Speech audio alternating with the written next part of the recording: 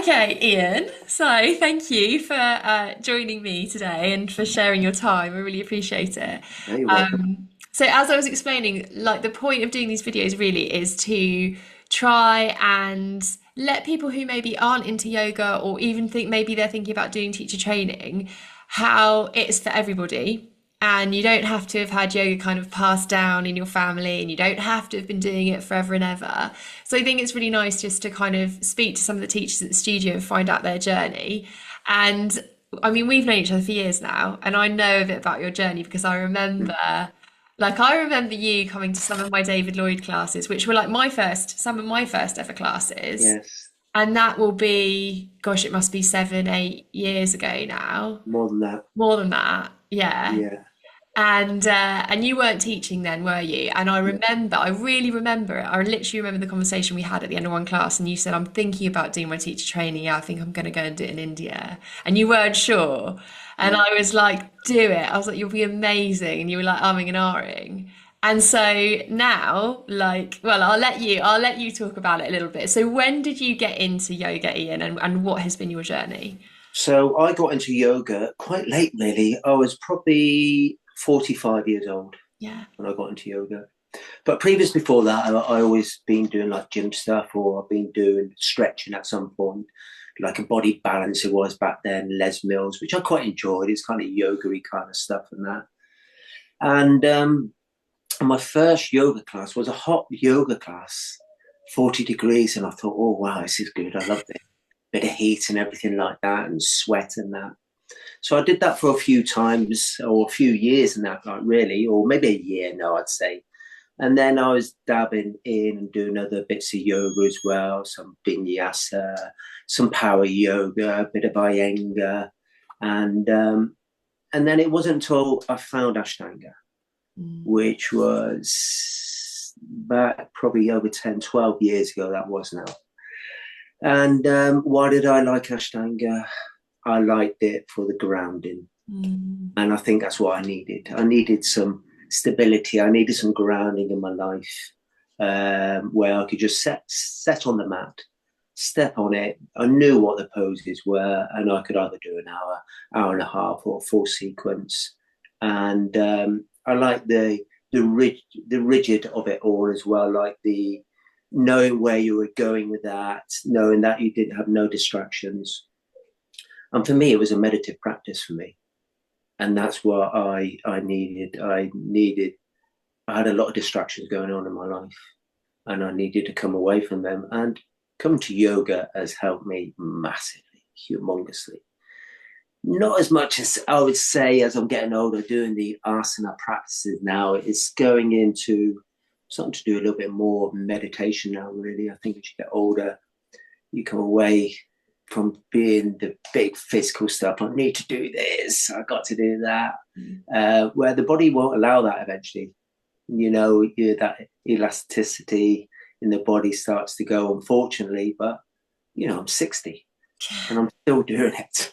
I'm 60 years old, and I'm in probably the best health ever now. Like really. So that's where I am. Shall we carry on where I did my training and that? Yeah, do. Yeah. Okay. So you were my inspiration Oh for no. telling me to go and do my training, but I didn't de- I didn't go into it very quickly then.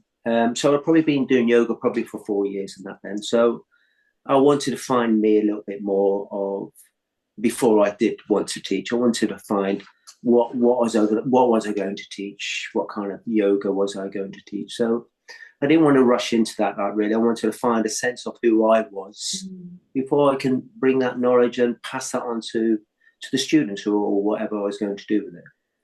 So I went to India. I went to the heart of India, Ashtanga, which was Mysore, and I studied with the oldest Ashtanga teacher still on this planet today. I think he's 99 now, which was B&S Iyengar. And he was a lovely man, a really nice man. So I did 5 weeks there, and I thoroughly enjoyed every day of it. Every day. I didn't want to come home, to be honest. Mm. It was that good. So yes, so I did my 5 weeks. Obviously, did my accreditation of 200 hours. Learned a lot. There was a lot to be learned in that. We had breaks in that, which was good.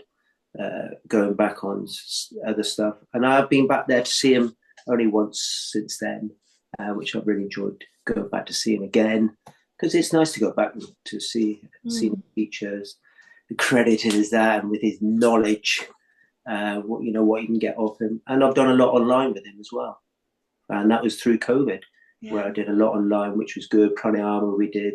We went over the sutras and that, and it was really good. It was, and all that stuff. What you do get is then what you pass that knowledge on to your students, which is important. Yeah, that's where I am for that little bit at the moment.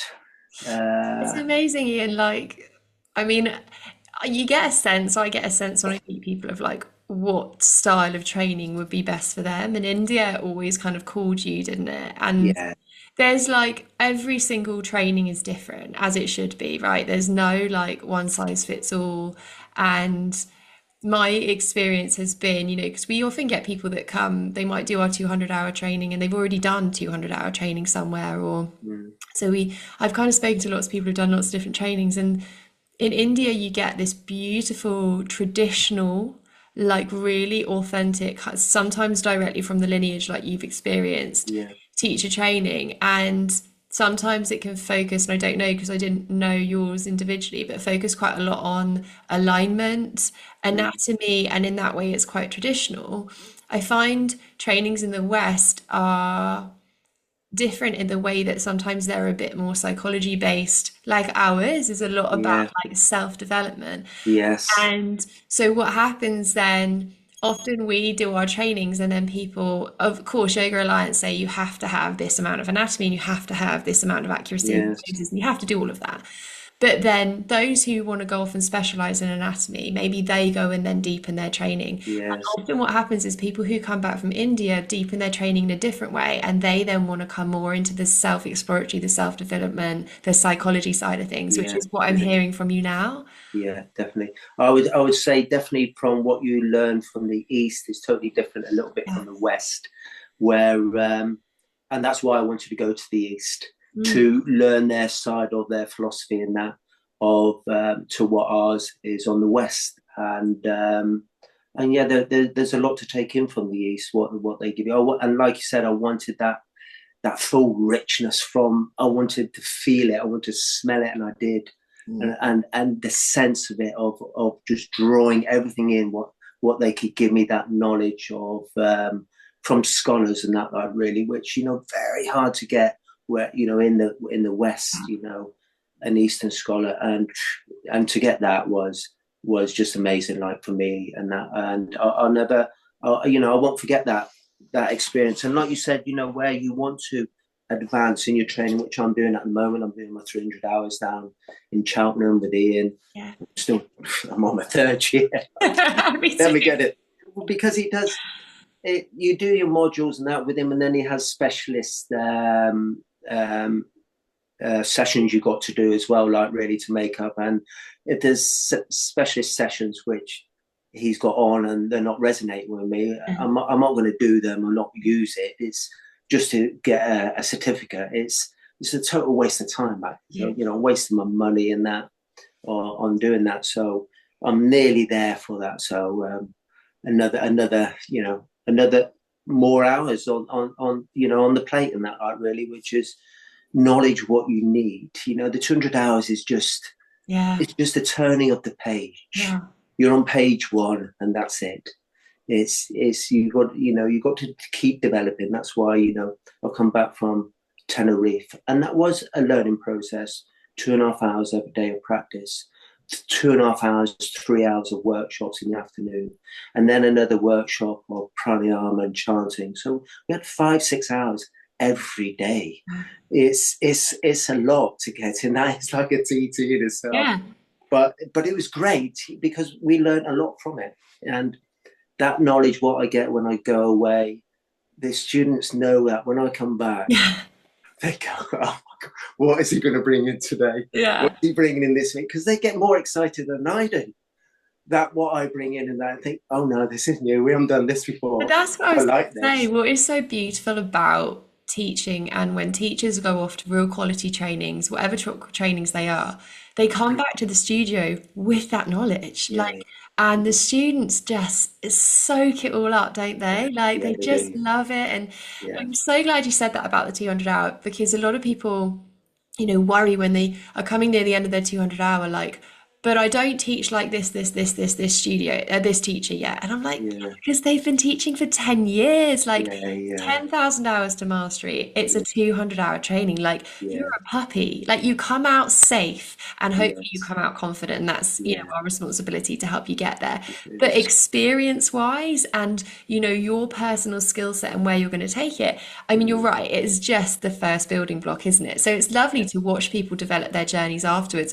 And always remember what Prachi, and I know you love Prachi too, because yeah, we were so lucky that she came over from Rishikesh. She was teaching at the yeah. studio, and actually, we've got lots of her content on the teacher training, which is Oh, really, brilliant. again, that real traditional, rich Yes, content and the history of yoga and the sutras. yeah, She explains all, which is beautiful. And she said, we were talking about cultural appropriation and how, like, what I was really curious, what did she think about kind of the westernized form of yoga? And she was like, yoga is no one's to own, and if it's being used in a way that is to help people, then it's always a great thing.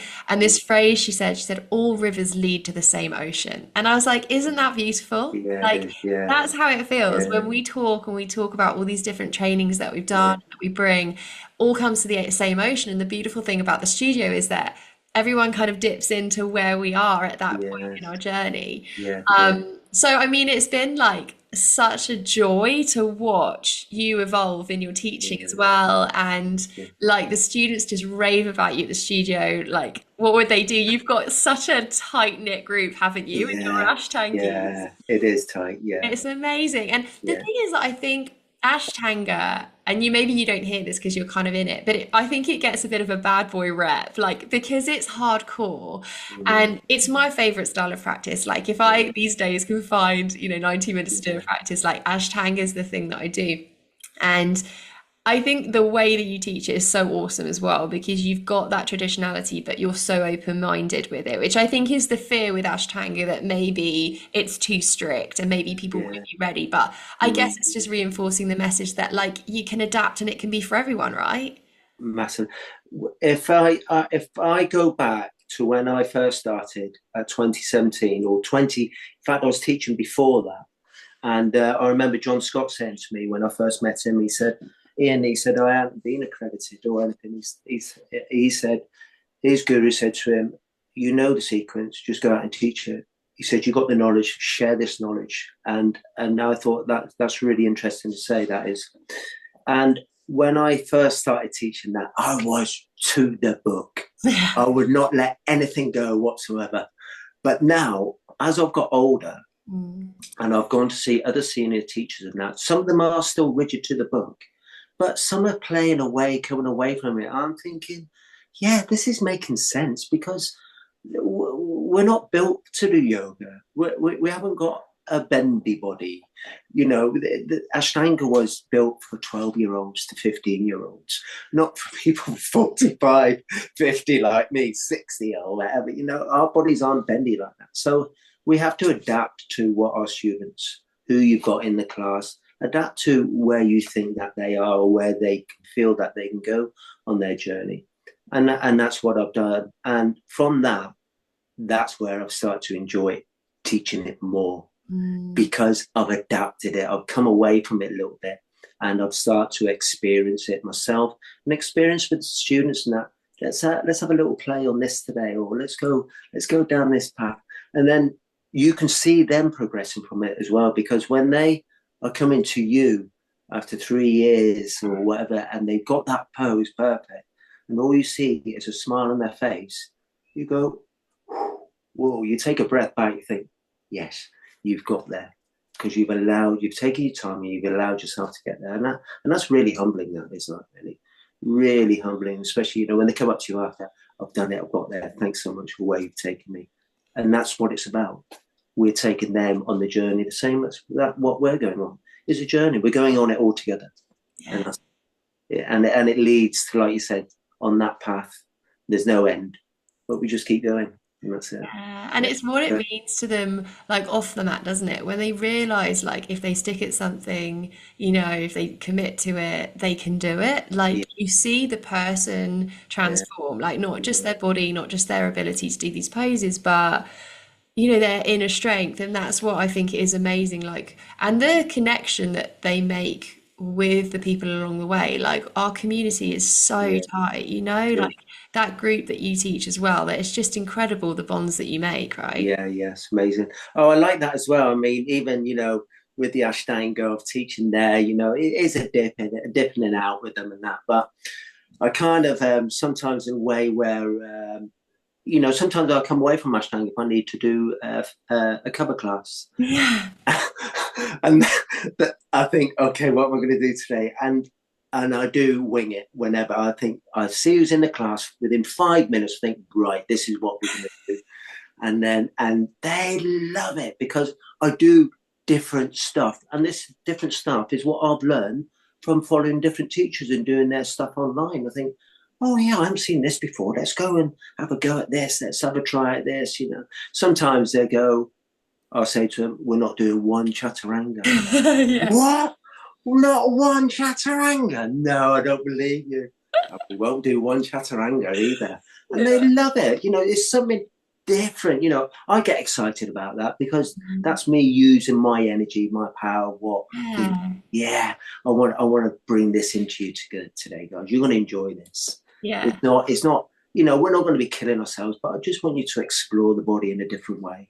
And That's that's, it. And I think that's what comes with the experience of teaching, is being able to read the energy in the room, yeah, yeah, know who's in the room, like yeah, be able to be playful with it and yeah, creative and make yeah, it a little bit lighter and funner. And yeah, that's what yeah, people love, right? yeah, yeah, And there's a definitely. place for all of it. Like, Yeah, sometimes you just want to touch base, you want to go back to that like metronome of the set yes, sequence, and other days yeah, you just want to play. And I think that's the yeah, beauty of the practice, is it offers all yeah. of that and everything in between, doesn't it? Yeah, well, So like you said, sorry, that comes like you said, with once you've done your 200 hours and you building that confidence up, as the teacher, yeah. you're building that confidence of what can I say today, what words can I come out today, and we're not perfect at the end of the day.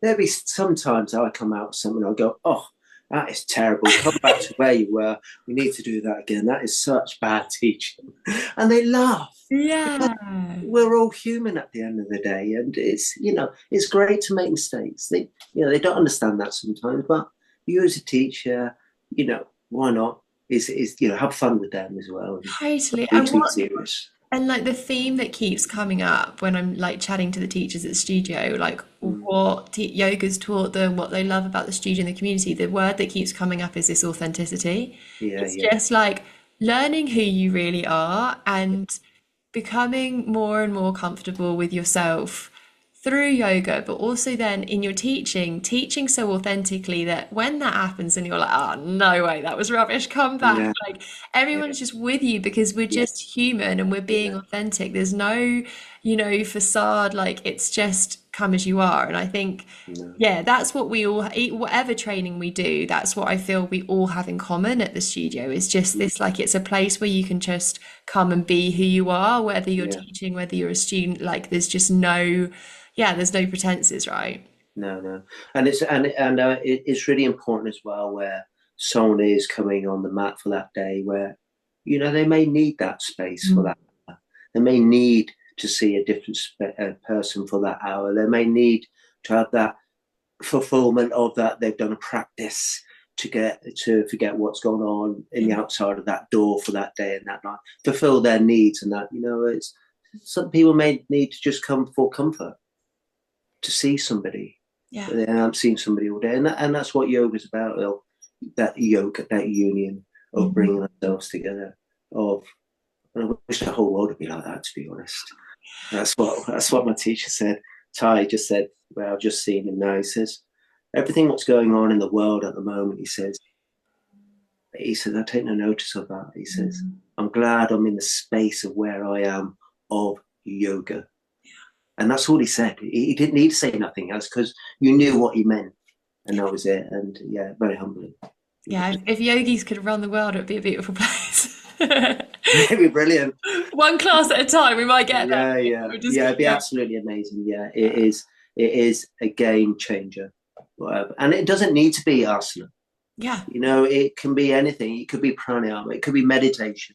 It could be yin. It doesn't need to be physical or anything. There's lots of it all out there now. It's grown and it's growing. It's getting bigger, Yeah. and that's the beauty of it. And that's good. Yeah. And so, a complete side note, but by trade, what you actually do outside of yoga, what do you do? I am a master plasterer. Yes. So yes, I am a plasterer by trade, which I've been doing for now 38 years. And why I said a master plasterer, because I work with lime. I'm a lime specialist.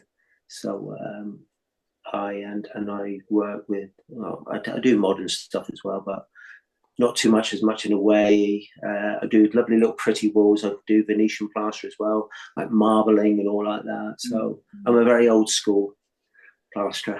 It's your art, isn't it? Yeah, I am a very arty person, like really. Yeah, and sometimes in the arty bit as well, that brings you it brings you out onto the mat as well.